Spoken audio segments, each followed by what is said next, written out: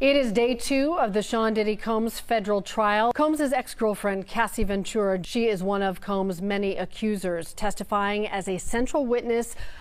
Is she ready? Very ready and confident. Thank you.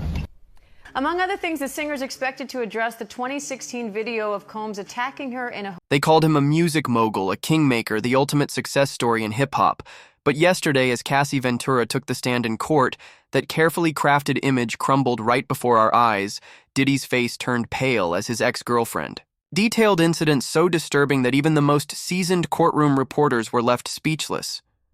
The man who once controlled an empire couldn't control his reactions as Cassie revealed everything, and we mean everything, about what allegedly happened behind closed doors. She walked in there, Rachel. She had on a brown dress, form-fitting, visibly pregnant, head held high, and did not make any eye contact with the defendant, with Sean Combs. She said that Sean Combs directed everything from what she had on to the lighting in the room to how she was supposed to interact with the person that she was having sex with.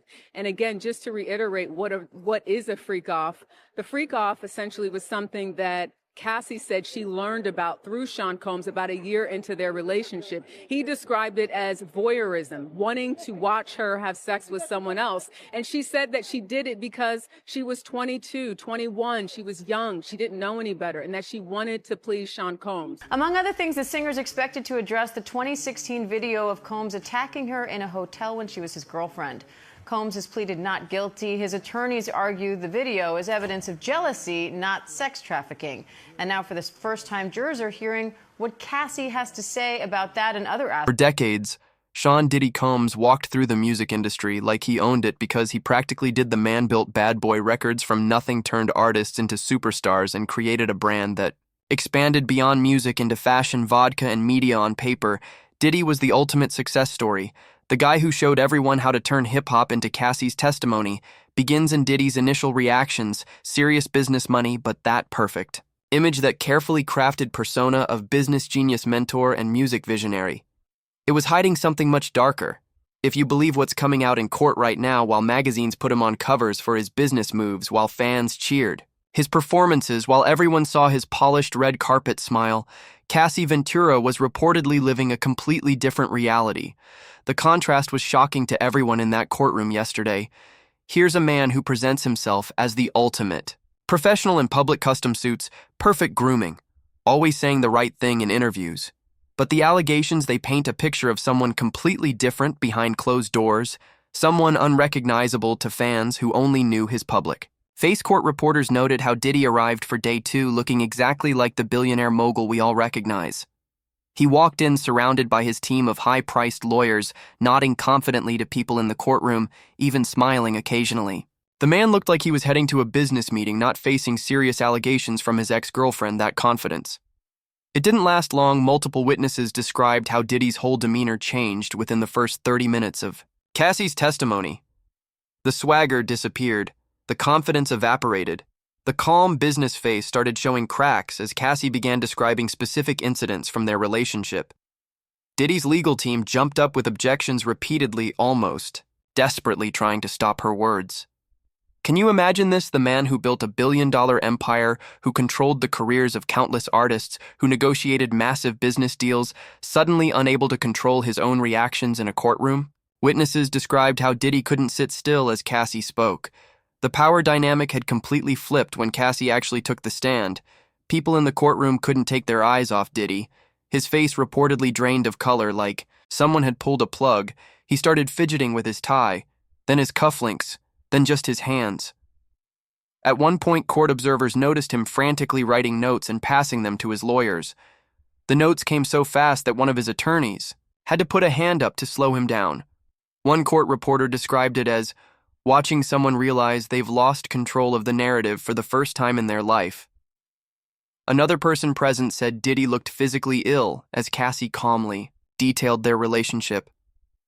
A third witness mentioned seeing Diddy close his eyes several times, like he couldn't bear to look at Cassie or hear what she was saying. And this was just the beginning, as Cassie's testimony continued through the afternoon. The courtroom would soon discover exactly why Diddy couldn't keep his cool. The specific allegation she was about to make would send shockwaves through the entire music industry and potentially destroy the legacy Diddy spent decades building.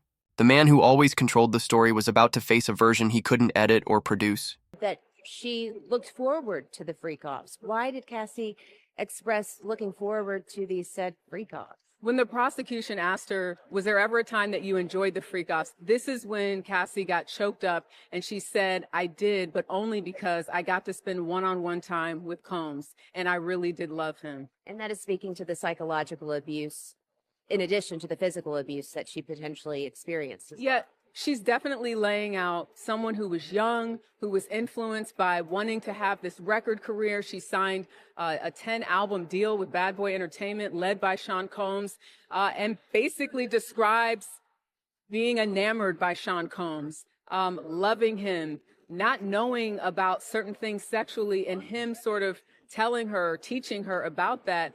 And what you hear is someone that was young and she even said, I was young, I was naive, I didn't know any better. But she's really telling the story of someone who thought she was going to be with someone in this music industry that was going to help her career, that cared about her, but quickly learned after the freak-offs that wasn't the case. And what I thought was also interesting is she said that after that first freak-off, she said she felt dirty. She didn't want to do it. And when she brought up the idea of having a conversation about the freak-offs in an email, which the jurors saw, she said she backpedaled in the email because Combs responded by saying, I know, you don't want to do it. And she said, oh, no, well, it's not that. But that was the beginning. That was in 2010, where she brings up in an email that she wanted to have a conversation about this. And in her words, she didn't want to do it, but she felt like she had to do it. Well, Diane, prosecutors have wasted no time getting right into the alleged abuse that Cassie Ventura says she endured for years. Ventura telling jurors, quote, he would bash my head, knock me over, drag me, kick me, stomp me in the head when I was down. She also got into the nature of those so-called freak-offs, saying that they involved hiring an escort and they performed under the direction of Combs, saying that they happened so frequently it eventually became a job for her to set them up. Ventura said she did not feel she had much of a choice but to participate, that she feared that Combs would retaliate or potentially blackmail her if she did not. And she's had at times to she's taken deep breaths, pausing her testimony, Combs appearing to be listening pretty passively with his hands in his lap at the defense table there. When Cassie Ventura took the stand, you could hear a pin drop in that courtroom. Everyone knew this moment was coming, but nobody, not even Diddy's legal team, was truly ready for what she was about to say after years of staying quiet, years of holding these stories inside. Cassie finally had her day to speak and speak. She did. She started small. That's what made it so effective. Cassie began by describing how she met Diddy when she was just 19 years old. He was already a major player in the music industry, a millionaire many times over with connections everywhere. She was a young model hoping for a music career. The power difference was massive from day one, and according to Cassie, Diddy knew exactly how to use that power. Her testimony built slowly, like a horror movie, where you know something bad is coming but can't look away. First came the smaller control issues, how he allegedly demanded to know her whereabouts at all times, how he would show up unexpectedly if she was out with friends. Then came the career control, how she claims he would threaten to shove her music if she didn't comply with his demands, how he allegedly sabotaged collaborations with other artists if he felt threatened. The most shocking part, court transcripts show. Cassie described how Diddy allegedly installed tracking software on her phone. She testified that he would sometimes call her minutes. After she arrived somewhere knowing exactly where she was, she claimed he gradually cut her off from friends who might put ideas in her head about leaving him one by one. Her support system allegedly disappeared until Diddy was all she had. The judge had to call for order 3 separate times during this part of the testimony. Diddy couldn't seem to control himself. He was shaking his head, whispering loudly to his lawyers, making faces that the jury could clearly see each time the judge warned him he'd compose himself for 5 minutes before starting again. It was like watching someone who's never been told no suddenly realize they can't control the situation. Then came the moment that changed everything. Cassie pulled out her phone and handed it to her attorney. They projected text messages and emails onto a screen for the entire court to see the look on Diddy's face. Pure shock. He clearly had no idea she had kept these messages all these years. Messages where he allegedly apologized for violent outbursts, messages where he supposedly threatened her career if she told anyone what happened. Messages that directly contradicted statements his PR team had been putting out for years, but those messages were just the warm-up. As Cassie continued her testimony, she began describing physical assaults that allegedly took place throughout their relationship. The courtroom went completely silent as she detailed being thrown against walls during arguments. She described an incident where she claims he pushed her down a flight of stairs at a rental house in Miami. Most disturbing of all, she testified about multiple occasions where he allegedly choked her until she nearly lost consciousness, only stopping when she would go limp. Several jurors visibly reacted to these allegations. One older woman on the jury was seen wiping tears. A male juror couldn't maintain eye contact with Diddy after some of the more graphic descriptions, the most seasoned reporters in that courtroom admitted they were unprepared for the level of detail in Cass's testimony, and all of this was just leading up to the hotel incident that would blow this case wide open. Relationship with Diddy. Some of those details we've seen in prior lawsuits, but to hear her on the stand actually giving those details, reliving those moments herself. Also, you have to remember, she's very pregnant right now.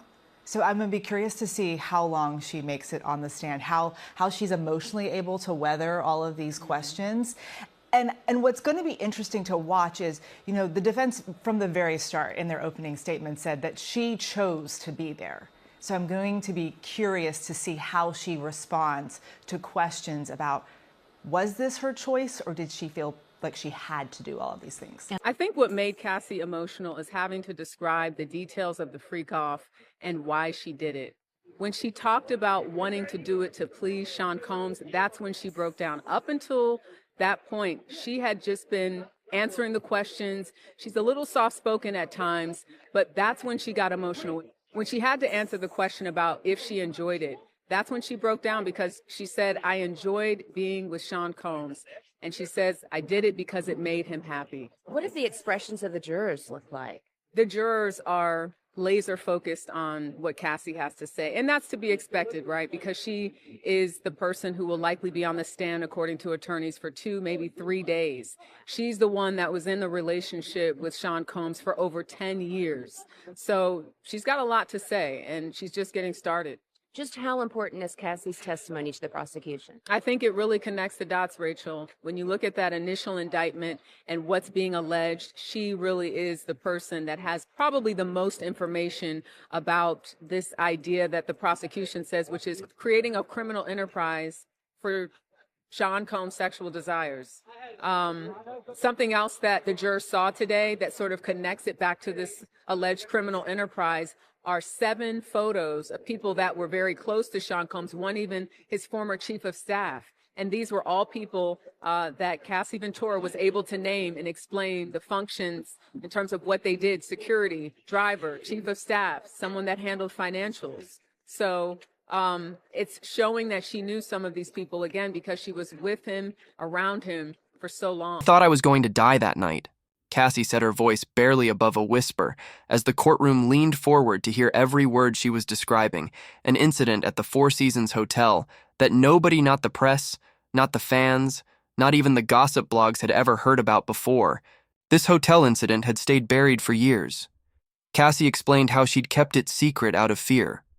Fear for her career, fear for her safety, and fear that nobody would believe her over someone as powerful as Diddy. But now, sitting on that witness stand, she wasn't holding anything back, according to Cassie. What started as a normal industry after-party turned into a nightmare. She testified that Diddy became enraged after seeing her talking to another music executive. She described how his smile disappeared, how he grabbed her arm so hard it left marks, and how he whispered threats in her ear while maintaining his public face in front of others at the event. The most shocking part, Cassie told the court that Diddy literally dragged her through the hotel lobby to the elevator. She said she was crying and trying to pull away, making enough of a scene that hotel security approached them. But the security guard backed off when he recognized Diddy. He just asked if everything was okay. And when Mr. Comey said yes, he walked away. He didn't even ask me if I was okay. Cassie testified. Then came the photos. Cassie's lawyer presented a series of images she had taken of herself the morning after the incident: bruises on her arms, a split lip, redness around her neck. These weren't professional photos. They were shaky, clearly taken in a bathroom mirror, which somehow made them even more disturbing. Cassie explained she took them because she was afraid nobody would believe her. Otherwise, Diddy's legal team jumped into action, trying everything to keep these photos from being shown to the jury. They argued the photos weren't properly authenticated, that they could have been from anything, that they should have been submitted. During discovery, the judge denied every objection and the photos were displayed on the courtroom screens. The jury's reaction said everything. One female juror physically covered her mouth in shock. 2 male jurors couldn't even look at the images. Turning their heads away, a juror in the back row was seen writing frantically in her notebook. Her hand shaking. This hotel incident was the bombshell nobody saw coming. There had been no is going to say is that this wasn't blackmail, this was not coercion, this was consensual. We know that Cassie started out with Sean Combs as an early person, with someone who is trying